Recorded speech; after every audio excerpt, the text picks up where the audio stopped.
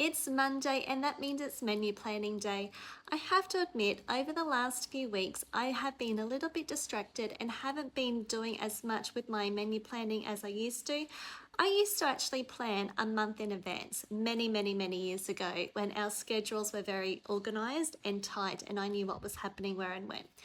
But our menu gets very varied these days because we have such a transient week. Like Chris is away for 3 days this week. Dana's back at cheer 3 nights a week this week. We've got lots of people coming and going. So I have to admit, over the last few weeks, I've been a little bit slack and I have been doing more of a 2 or 3 day menu plan. But this week I'm getting back into being my whole week organized because I'm just finding I'm a little bit disorganized and I'm not enjoying it. I'm not enjoying having to think about it every second day. What are we going to eat for dinner? So I'm going to share with you my little tips on how I make that work. So step one, we need to look at the calendar. I have got a calendar that sits on my fridge. I color code it because I find that if I color code things, I can see them a lot easier.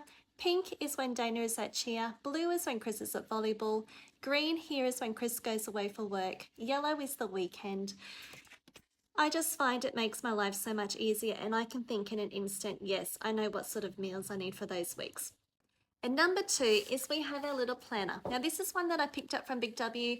It is so handy. All I do is I write the dates for each month and then I just fill in as I need to each week.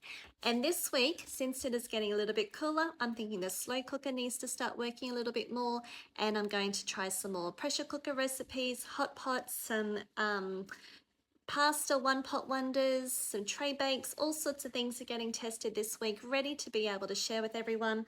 So that's my plan ahead for this week. The other thing that I do find is I need to have my shopping list here so I can go through what recipes I'm using, add it to the shopping list straight away. So when it comes time to go to the supermarket, I don't have to think about writing a shopping list. So that's my other little tip.